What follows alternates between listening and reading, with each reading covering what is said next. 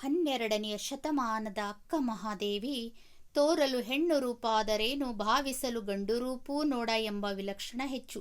ಆತ್ಮಸಂಗಾತಕ್ಕೆ ಚೆನ್ನಮಲ್ಲಿಕಾರ್ಜುನ ಎನಗುಂಟು ಎಂಬ ಆತ್ಮವಿಶ್ವಾಸ, ಅಧ್ಯಾತ್ಮ ಸರಸಿಯ ಅರವಿಂದ, ಮಧುರ ಭಕ್ತಿಯ ಮಂದಾಕಿನಿ, ತ್ರಿವಿಧಾಮೃತದ ಕಾರಂಜಿ, ಅನನ್ಯ ವ್ಯಕ್ತಿತ್ವದ ಮೇರುಗಿರಿ ಎನಿಸಿರುವ ಅಕ್ಕ ಮಹಾದೇವಿ ಅನುಭವ ಮಂಟಪದಲ್ಲಿ ಭಾವ ಎಂಬ ಹಾಲು, ಸುಜ್ಞಾನವೆಂಬ ತುಪ್ಪ, ಪರಮಾರ್ಥ ಎಂಬ ಸಕ್ಕರೆಗಳನ್ನಲ್ಲದೆ ಸೌಂದರ್ಯ ಪ್ರಜ್ಞೆ, ಸೂಕ್ಷ್ಮ ಸಂವೇದನೆ, ಸ್ವತಂತ್ರ ಚಿಂತನೆ, ಆಧ್ಯಾತ್ಮಿಕ ಆತ್ಮಚರಿತ್ರೆಯ ಸುವರ್ಣ ರೇಖೆಗಳನ್ನು ಒಳಗೊಂಡ ಅಕ್ಕನ ವಚನಗಳು ಕನ್ನಡದ ಅನರ್ಘ್ಯರತ್ನಗಳು. ಇಂಥ ವಿಶ್ವಜ್ಯೋತಿ ಅಕ್ಕ ಮಹಾದೇವಿ ಉಡುತಡಿಯ ಉಷೆ ಮಾತ್ರವಲ್ಲ, ಕೇವಲ ಕನ್ನಡ ನಾಡಿನ ತಣ್ಣೋರು ಅಲ್ಲ, ಜಂಬುದ್ವೀಪದ ನಂದಾದೀಪವಷ್ಟೇ ಅಲ್ಲ, ವಿಶ್ವ ವಿನೂತನದ ಪರಂಜ್ಯೋತಿ. ಬೇಸಿಗೆಯ ಹಗಲ ದಗೆಯಲ್ಲಿ ಬೆಂದು ಬಸವಳಿದವರಿಗೆ ತಂಗಾಳಿ ತಂಪು ಸ್ಪರ್ಶವಿತ್ತು ಮುದಗೊಳಿಸುವಂತೆ 106 ವರ್ಷಗಳಿಂದ ಶೂದ್ರತ್ವ, ಪುರುಷದಾಸ್ಯ, ಮಾಯತನ, ಕೀಳೆರಿಮೆ ಇವುಗಳ ಬೇಗೆಯಲ್ಲಿ ದಹಿಸಲ್ಪಟ್ಟ ಸ್ತ್ರೀಕುಲಕ್ಕೆ ಆತ್ಮವಿಶ್ವಾಸದ ಅಮೃತವೆರೆದ ವಿರಾಗಿಣಿಯ ಅಕ್ಕ ಮಹಾದೇವಿ. ಅಕ್ಕ ಮಹಾದೇವಿಯ ವಚನಗಳು ಅದ್ಭುತವಾದವು. ಹಾವಿನ ಹಲ್ಲ ಕಳೆದು ಹಾವನಾಡಿಸಬಲ್ಲಡೆ, ಹಾವಿನ ಸಂಗವೇ ಲೇಸು ಕಂಡಯ್ಯ, ಕಾಯದ ಸಂಗವ ವಿವರಿಸಬಲ್ಲಡೆ, ಕಾಯದ ಸಂಗವೇ ಲೇಸು ಕಂಡಯ್ಯ, ತಾಯಿ ರಕ್ಕಸಿಯಾದಂತೆ ಕಾಯವಿಕಾರವು ಚೆನ್ನಮಲ್ಲಿಕಾರ್ಜುನಯ್ಯ, ನೀನೊಲಿದವರು ಕಾಯಗೊಂಡಿದ್ದರೆನಬೇಡ. ಈ ವಚನದ ಮೂಲಕ ಅಕ್ಕ ಮಹಾದೇವಿ ಹಾವಿನ ಹಲ್ಲಿನಲ್ಲಿ ವಿಷ ಇರುತ್ತೆ. ಆ ಹಲ್ಲು ಕಿತ್ತಿ ಎಸೆದಾಗ ಆ ಹಾವಿನ ಜೊತೆಗೆ ಸ್ನೇಹ ಮಾಡಿದಾಗ ಏನಾಗ್ತದ? ಖಂಡಿತವಾಗಿಯೂ ಅಪಾಯಕಾರಿ ಆದುದಲ್ಲ. ಸ್ನೇಹ ಅಪಾಯಕಾರಿ ಆದುದಲ್ಲ. ಹಾಗೆ ಕಾಯದ ಗುಣಗಳೂ ಬಹಳ ಅಪಾಯಕಾರಿ ರೀ. ಕಾಯದ ಸಂಗವ ವಿವರಿಸಬಲ್ಲಡೆ, ಕಾಯದ ಸಂಗವೇ ಲೇಸು ಕಂಡೆಯ. ಕಾಯದ ಗುಣಗಳು ಕೂಡ ಬಹಳ ಅಪಾಯಕಾರಿ ಆದವು ನೋಡ್ರಿ. ನಮ್ಮ ಒಳಗಿರುವ ಆ ಕಾಯ ಗುಣಗಳು ಅಪಾಯಕಾರಿ ಆಗುವುದೆಂದರೆ ತಾಯಿನೇ ರಕ್ಕಸಿ ಆದಂತೆ ಅಂತ ಹೇಳ್ತಾಳಕ್ಕ ಮಹಾದೇವಿ. ಇಂತಹ ಕಾಯಗುಣದ ಗುಣಗಳನ್ನೇ ಗೆದ್ದು ಬಿಟ್ರೆ ಆಗ ಕಾಯದ ಸ್ನೇಹ ಹೆಂಗಿರ್ತದಪ್ಪ ಅಂತಂದರೆ ಅಪ್ಪಾಯಮಾನ ಮತ್ತು ಒಳ್ಳೆಯದಾಗ್ತದ. ಚೆನ್ನಮಲ್ಲಿಕಾರ್ಜುನ ದೇವನ ಒಲಿಮೆಗೆ ಪಾತ್ರರಾದವರು ಹೆಂಗಿರ್ತಾರಂತಂದರೆ ಕಾಯ ವಿಕಾರಗಳನ್ನು ಗೆದ್ದವರಾದ ಕಾರಣ ಅಂಥವರನ್ನು ಕಾಯಗೊಂಡವರು ಎನ್ನುವ ಅಗತ್ಯವೇ ಇಲ್ಲ ಎನ್ನುತ್ತಾಳೆ ಅಕ್ಕ ಇಲ್ಲಿ. ಈ ರೀತಿಯಾಗಿ ಹಾವಿನ ಸ್ನೇಹ ಮಾಡಬೇಕಾದ್ರೆ ಹಲ್ಲು ಕಿತ್ತಬೇಕು, ಕಾಯದ ಗುಣಗಳ ಸ್ನೇಹ ಮಾಡಬೇಕಾದ್ರೆ ಕಾಯದ ಗುಣಗಳನ್ನು ದೂರ ಮಾಡಬೇಕು ಅನ್ನುವಂಥ ಅಕ್ಕನ ವಚನದ ಸಾರ. ಹೆದರದಿರು ಮನವೇ, ಬೆದರದಿರು ತನುವೆ, ನಿಜವನರಿತು ನಿಶ್ಚಿಂತನಾಗಿರು. ಫಲವಾದ ಮರನ ಕಲ್ಲಲ್ಲಿ ಇಡುವುದೊಂದು ಕೋಟಿ, ಎಲವದ ಮರನ ಇಡುವವರೊಬ್ಬರ ಕಾಣೆ. ಭಕ್ತಿಯುಳ್ಳವರ ಬೈವರೊಂದು ಕೋಟಿ, ಭಕ್ತಿ ಇಲ್ಲದವರ ಬೈವರೊಬ್ಬರ ಕಾಣೆ. ನಿಮ್ಮ ಶರಣರ ನುಡಿಯೇ ನನಗೆ ಗತಿ, ಸೋಪಾನ ಚೆನ್ನಮಲ್ಲಿಕಾರ್ಜುನ. ಅಕ್ಕ ಮಹಾದೇವಿ ಏನು ಮಾಡ್ತಾಳಂತಂದರೆ, ಈ ಲೋಕದಲ್ಲಿ ಹೆಂಗದ ಕೆಲವೊಂದು ಉದಾಹರಣೆ ಕೊಡ್ತಾಳ್ರಿ. ಲೋಕದ ಹೆಂಗದ ಅಂತಂದರೆ, ಹಣ್ಣು ತುಂಬಿ ನಿಂತ ಮರಕ್ಕೆ ಕಲ್ಲು ಹೊಡೆಯೋರು ಕೋಟಾನು ಕೋಟಿ ಜನ ಇರ್ತಾರೆ. ಆದರೆ ಏನೂ ಫಲ ಕೊಡಲಾರ್ದಂತಹ ಬೂರಲ್ ಮರಕ್ಕೆ ನೋಡ್ರಿ, ಎಲವದ ಮರ ಅಂದರೆ ಬೂರಲ್ ಮರಕ್ಕೆ ಕಲ್ಲು ಹೊಡೆಯೋರು ಯಾರೂ ಇಲ್ಲ ಹೇಳ್ತಾಳೆ. ಉದಾಹರಣೆ ಕೊಡ್ತಾಳಕಿ. ಮನಸ್ಸಿಗೆ ಏನಂತಾಳಂತಂದರೆ, ಮನಕ್ಕೆ ಏನು ಹೇಳ್ತಾಳೆ? ಹೆದರೆದಿರು ಮನವೇ, ಬೆದರೆದಿರು ತನವೇ, ನಿಜವನರಿತು ನಿಶ್ಚಿಂತನಾಗಿರು. ಉದಾಹರಣೆ ಕೊಡ್ತಾಳೆ. ಹೆಂಗೆ ಉದಾಹರಣೆ ಕೊಡ್ತಾಳಂತಂದ್ರೆ, ಹಣ್ಣು ತುಂಬಿ ನಿಂತ ಮರಕ್ಕೆ ಕಲ್ಲು ಹೊಡೆಯೋರು ಕೋಟಾನು ಕೋಟಿ ಇರ್ತಾರೆ. ಆದರೆ ಏನೂ ಫಲ ಕೊಡದಂತಹ ಮರ ಯಾವುದು? ಎಲವಾದ ಮರ ಅಂದರೆ ಬೂರಲ್ ಮರಕ್ಕೆ ಕಲ್ಲು ಹೊಡೆಯೋರು ಹೆಂಗರಪ್ಪ ಅಂದರೆ ಇಡುವರೊಬ್ಬರು ಕಾಣೆ, ಒಬ್ಬರನ್ನೂ ಕಾಣೆ ಅಂತ ಹೇಳ್ತಾಳೆ. ಭಕ್ತಿಯುಳ್ಳವರ ಬೈವರೊಂದು ಕೋಟಿ, ಭಕ್ತಿ ಇಲ್ಲದವರ ಬೈವರೊಬ್ಬರು ಕಾಣೆ. ಭಕ್ತಿ ಮಾರ್ಗದಲ್ಲಿ ಸಾಗುವವರನ್ನು ಬೈಯುವವರು ಕೋಟಿಗಟ್ಟಲೆ ಜನರಿದ್ದಾರೆ ಹೊರತು ಭಕ್ತಿ ಇಲ್ಲದವರನ್ನು ಬೈಯುವರು ಒಬ್ಬರೂ ಇಲ್ಲ. ಲೋಕದ ಈ ವಿದ್ಯಮಾನವನ್ನು ಉದಾಹರಣೆಯಾಗಿ ಕೊಡ್ತಾಳ್ರಿ ಅಕ್ಕ ಮಹಾದೇವಿ. ಇಂಥ ಶರಣರ ನುಡಿಗಳೇ ನನಗೆ ಮಾರ್ಗ ತೋರುತ್ತವೆ ಅಂತ ಹೇಳ್ತಾಳೆ. ನಾವು ಜೀವನದಲ್ಲಿ ಇಂಥವ್ರು ಇಂಥವ್ರು ಇದ್ದಾಗ ನಾವೇನು ಮಾಡಬೇಕು? ಶರಣರ ಮಾರ್ಗವನ್ನು ಹಿಡ್ಕೋಬೇಕು. ಇದನ್ನರಿತ ಮನಸ್ಸಿಗೆ ಏನು ಹೇಳ್ತಾಳ? ನೀನು ಯಾವುದಕ್ಕೂ ಹೆದರಬೇಡ, ತನುವೇ ಬೆದರಬೇಡ ಎಂದು ಅಕ್ಕ ತನಗೆ ತಾನೇ ಏನು ಮಾಡ್ತಾಳಪ್ಪ ಅಂತಂದರೆ ಸ್ವಸ್ವಾಂತಾನ ಹೇಳ್ಕೊಳ್ತಾಳೆ ಈ ವಚನದಲ್ಲಿ ಅಂತ ನಾವು ಹೇಳ್ಬೋದು. ಕೈಸಿರಿಯ ದಂಡವ ಕೊಳ್ಳಬಹುದಲ್ಲದೆ ಮೈಸಿರಿಯ ದಂಡವ ಕೊಳಲುಂಟೆ, ಉಟ್ಟಂತ ಉಡಿಗೆ ತೊಡಿಗೆಯನ್ನೆಲ್ಲ ಸೆಳೆದುಕೊಳ್ಳಬಹುದಲ್ಲದೆ ಮುಚ್ಚಿ ಮುಸುಕಿರ್ದ ನಿರ್ವಾಣವ ಸೆಳೆದುಕೊಳ್ಳಬಹುದೇ? ಚನ್ನಮಲ್ಲಿಕಾರ್ಜುನ ದೇವರ ಬೆಳಗನುಟ್ಟು ಲಜ್ಜೆಗಟ್ಟವಳಿಗೆ ಉಡಿಗೆ ತೊಡಿಗೆ ಹಂಗೆ ಕೋಮರಳೆ ಅನ್ನುವಂಥ ವಚನ. ಈ ವಚನದ ಮೂಲಕ ಅಕ್ಕ ಮಹಾದೇವಿಯ ಸಾರ ಏನಂತಂದರೆ, ಕೌಶಿಕನ ದುರ್ನಡತೆಯ ಸಮಯದಲ್ಲಿ ಅಕ್ಕ ಏನು ಮಾಡ್ತಾಳಪ್ಪ ಅಂತಂದರೆ, ಆತ್ಮಶಕ್ತಿಯಿಂದ ಕೊಟ್ಟಂಥ ಸ್ಥೈರ್ಯದ ಉತ್ತರ ಇದು ರೀ. ಏನಂತಾಳಂತಂದರೆ, ತನ್ನ ಶರೀರದ ಮೇಲಿನ ಕೈಗೆಟುಕುವಂಥ ವಸ್ತುಗಳನ್ನು ನೀನು ಕಿತ್ತುಕೊಳ್ಳಬಹುದೇ ಹೊರತು ಕೈ ಸಿರಿಯ ದಂಡವ ಕೊಳ್ಳಬಹುದಲ್ಲದೆ, ಕೈಗೆಟುಕುವಂಥ ವಸ್ತುಗಳನ್ನು ನೀನು ಕಿತ್ತುಕೊಳ್ಳಬಹುದೇ ಹೊರತು ಮೈಸಿರಿಯ ದಂಡವ ಕೊಳಲುಂಟೆ, ಅಂತರಂಗದ ಅಮೂಲ್ಯವಾದಂಥ ಸಿರಿಯನ್ನು ಕಸಿದುಕೊಳ್ಳಲು ಸಾಧ್ಯವಿಲ್ಲ ಎಂತಾಳೆಕಿ. ಉಟ್ಟಂಥ ಉಡಿಗೆ ತೊಡಿಗೆಯನ್ನೆಲ್ಲ ಸೆಳೆದುಕೊಳ್ಳಬಹುದಲ್ಲದೆ ಮುಚ್ಚಿ ಮುಸುಕಿರದ ನಿರ್ವಾಣವ ಸೆಳೆದುಕೊಳ್ಳಬಹುದೇ? ಮೈ ಮೇಲೆ ಉಟ್ಟ ಬಟ್ಟೆಗಳನ್ನೆಲ್ಲ ನೀನು ಸೆಳೆದುಕೊಳ್ಳಬಹುದೇ ವಿನಃ ಕಾಣದಂತಿರುವ ಅಂತರಂಗದ ವೈರಾಗ್ಯವನ್ನು ಸೆಳೆದುಕೊಳ್ಳಕ್ಕೆ ನಿಂಗೆ ಸಾಧ್ಯವಿಲ್ಲ ಎಂದು ಅವಳಿಗೆ ಸವಾಲು. ಅಕ್ಕ ಮಹಾದೇವಿ ಕೌಶಿಕರಾಜನಿಗೆ ಸವಾಲು ಹಾಕ್ತಾಳೆ. ಅಕ್ಕ ಏನು ಹೇಳ್ತಾಳಂತಂದರೆ, ಚನ್ನಮಲ್ಲಿಕಾರ್ಜುನ ದೇವರ ಬೆಳಗನುಟ್ಟು ಉಳಿದೆಲ್ಲವನ್ನು ಬಿಟ್ಟು ಬಯಲಾದ ತನಗೆ ಬಾಹ್ಯದ ಉಡಿಗೆ ತಡಿಗೆ ಹಂಗೇಕೆ ಅಂತ ಕೇಳ್ತಾಳ. ಚನ್ನಮಲ್ಲಿಕಾರ್ಜುನ ದೇವರೇ ಬೆಳಗನುಟ್ಟು ಲಜ್ಜೆಗಟ್ಟೆಯವಳಿಗೆ ಉಡಿಗೆ ತೊಡಿಗೆ ಯಾಕೆ ಹಂಗೆ ಬೇಕು ಅಂತ ಕೌಶಿಕನಿಗೆ ಪ್ರಶ್ನೆ ಹಾಕ್ತಾಳೆ ಈ ವಚನದ ಮೂಲಕ.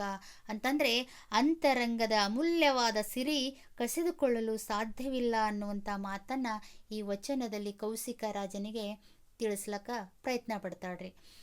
ಅರಿಯದವರೊಡನೆ ಸಂಗವ ಮಾಡಿದರೆ ಕಲ್ಲ ಹೊಯ್ದು ಕಿಡಿಯ ತೆಗೆದುಕೊಂಬಂತೆ, ಬಲ್ಲವರೊಡನೆ ಸಂಗವ ಮಾಡಿದರೆ ಮೊಸರ ಹೊಸೆದು ಬೆಣ್ಣೆಯ ತೆಗೆದುಕೊಂಬಂತೆ. ಚನ್ನಮಲ್ಲಿಕಾರ್ಜುನಯ್ಯ ನಿಮ್ಮ ಶರಣರ ಸಂಘ ಕರ್ಪೂರಗಿರಿಯ ಉರಿಯುಕೊಂಬಂತೆ. ಏನಂತಂದರೆ, ಅರಿವು ಇಲ್ಲದ ಅಜ್ಞಾನಿಗಳ ಜೊತೆಗೆ ಸ್ನೇಹ ಮಾಡಿದ್ರೆ ಕಲ್ಲು ತಿಕ್ಕಿದಾಗ ಬೆಂಕಿಯನ್ನು ಪಡೆದಷ್ಟೇ ಅನರ್ಥ ಅನ್ನುವಂಥ ರೀತಿಯಲ್ಲಿ, ಅದಕ್ಕೆ ಬದಲಾಗಿ ಬಲ್ಲವರೊಡನೆ ಸಂಗವ ಮಾಡಿದರೆ ಮೊಸರು ಹೊಸೆದು ಬೆಣ್ಣೆಯೇ ತೆಗೆದುಕೊಂಬಂತೆ. ಸಜ್ಜನರ ಸಂಘವು ಮಾಡಿದರೆ, ಬಲ್ಲವರ ಸಂಘವು ಮಾಡಿದರೆ ಮೊಸರು ಕಡ್ದು ಬೆಣ್ಣೆ ಪಡೆದಷ್ಟೇ ಹಿತಕಾರಿ ಎನ್ನುವಂತಹ ಒಂದು ಉತ್ತರವನ್ನು ಕೊಡ್ತಾಳೆ. ಚನ್ನಮಲ್ಲಿಕಾರ್ಜುನಯ್ಯ ನಿಮ್ಮ ಶರಣರ ಸಂಘ ಕರ್ಪೂರಗಿರಿಯ ಉರಿಯುಕೊಂಡಂತೆ. ನೋಡಿ ಏನಾಗ್ತದಂತಂದರೆ, ಹಾಗಾಗಿ ಅಕ್ಕ ಮಹಾದೇವಿ ನಮ್ಮ ಸ್ನೇಹ ನಮ್ಮ ಸಂಘ ಜ್ಞಾನಿಗಳ ಜೊತೆಗೆ ಇರಬೇಕು, ಅಜ್ಞಾನಿಗಳ ಜೊತೆಗೆ ಇರಬಾರ್ದು. ಅಜ್ಞಾನಿಗಳ ಜೊತೆಗಿದ್ರೆ ಕಲ್ಲು ಕಾಲ ಮೇಲೆ ಹಾಕ್ಕೊಂಡಂಗೆ ಆಗ್ತದ. ಅದೇ ರೀತಿ ಶರಣರ ಜೊತೆಗಿನ ಸಂಘ ಇವೆರಡನ್ನೂ ಮೀರಿದ್ದಂತ್ರಿ. ಶರಣರ ಜೊತೆಗಿನ ಸಂಘ ಹೆಂಗಿರ್ತದಂತಂದರೆ ಕರ್ಪೂರದ ಪರ್ವತವನ್ನು ಉರಿಯು ಸ್ಪರ್ಶಿಸಿದಂತೆ ಆಗ್ತದಂತ. ಎರಡಿಲ್ಲದೆ ಒಂದಾಗುವ ಅಂಥ ಅದ್ವೈತ ಭಾವದ ಸ್ನೇಹ ಮತ್ತು ಸಂಘ ನಮ್ಮದಾಗಬೇಕೆಂಬುದು ಅಕ್ಕನ ಮನದಾಳದ ಅಪೇಕ್ಷೆ ಅಂತ ಈ ವಚನದ ಮೂಲಕ ಆಕೆ ತಿಳಿಸ್ಕೊಡ್ತಾಳ್ರಿ. ಹೆಣ್ಣು ಹೆಣ್ಣಾದೊಡೆ ಗಂಡಿನ ಸೂತಕ, ಗಂಡು ಗಂಡಾದೊಡೆ ಹೆಣ್ಣಿನ ಸೂತಕ, ಮನದ ಸೂತಕ ಹಿಂಗಿದೊಡೆ ತನುವಿನ ಸೂತಕಕ್ಕೆ ತೆರೆ ಹುಂಟೇಯ. ಮೊದಲಿಲ್ಲದ ಸೂತಕಕ್ಕೆ ಮರುಳಾಯಿತು ಜಗವೆಲ್ಲ, ಎನ್ನ ದೇವ ಚನ್ನಮಲ್ಲಿಕಾರ್ಜುನಯ್ಯನೆಂಬ ಗರುವಂಗೆ ಜಗವೆಲ್ಲ ಹೆಣ್ಣು ನೋಡ. ಇಲ್ಲಿ ಏನಂತಂದರೆ, ಸೂತಕವೆಂದ್ರ ಮೈಲಿಗೆ ಅಂತ ಕರಿತೀನೋ. ನಮ್ಮ ಪರಂಪರೆಯಲ್ಲಿ ಹಿಂದಿನ ಕಾಲದಿಂದಲೂ ಗಂಡಿಗೆ ಹೆಣ್ಣಿಗೆ ಏನಪ್ಪ ಅಂತಂದರೆ ಮೈಲಿಗೆ ಎಂಬ ಹುಸಿಯನ್ನು ಕಲಿಸ್ಕೊಟ್ಟಿದ್ರಿ. ಯಾವುದು? ನಮ್ಮ ಸಂಪ್ರದಾಯ ಪರಂಪರೆ. ಇದನ್ನು ವಿರೋಧಿಸ್ತಾಳ್ರಿ. ಯಾರು? ಅಕ್ಕ ವಿರೋಧಿಸ್ತಾಳ. ಮನಸ್ಸಿನ ಮೈಲಿಗೆ ಕಳೆದರೆ ಗಂಡು ಹೆಣ್ಣೆಂಬ ತನುಸೂತಕಕ್ಕೆ ಜಾಗವೇ ಇಲ್ಲ ಅಂತಾಳ.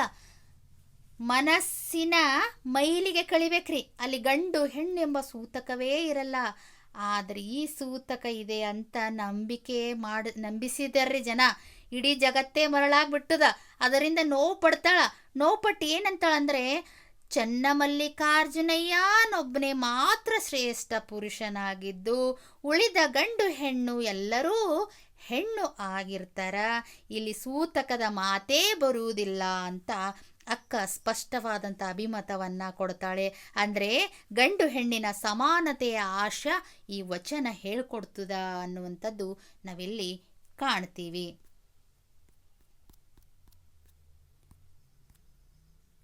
ಕಲ್ಲ ಹೊತ್ತು ಕಡಲೊಳಗೆ ಮುಳುಗಿದೊಡೆ ಎಡರಿಂಗೆ ಕಡೆಯುಂಟೇ ಅವ್ವ, ಉಂಡು ಹಸಿವಾಯ್ತೆಂದೊಡೆ ಭಂಗವೆಂಬೆ. ಕಂಡ ಕಂಡ ಠಾವಿನಲ್ಲಿ ಮನ ಬೆಂದೊಡೆ ಗಂಡ ಚೆನ್ನ ಮಲ್ಲಿಕಾರ್ಜುನಯ್ಯ ನೆಂತೊಲಿವನವ್ವ ಅನ್ನುವಂಥ ಒಂದು ವಚನ ಇಲ್ಲಿ ಹೇಳ್ತಾಳ್ರಿ. ಈ ವಚನದ ಮೂಲಕ ನಮಗೇನು ಅರ್ಥ ಆಗ್ತದಪ್ಪ ಅಂತಂದರೆ, ಕಲ್ಲ ಹೊತ್ತು ಕಡಲೊಳಗೆ ಮುಳುಗಿದೊಡೆ ಅಂತಂದರೆ ಶರೀರಕ್ಕೆ ಕಲ್ಲು ಕಟ್ಕೊಂಡು ಸಮುದ್ರದಾಗ ಮುಳುಗಿದ್ರ ಅಪಾಯ ಖಂಡಿತ.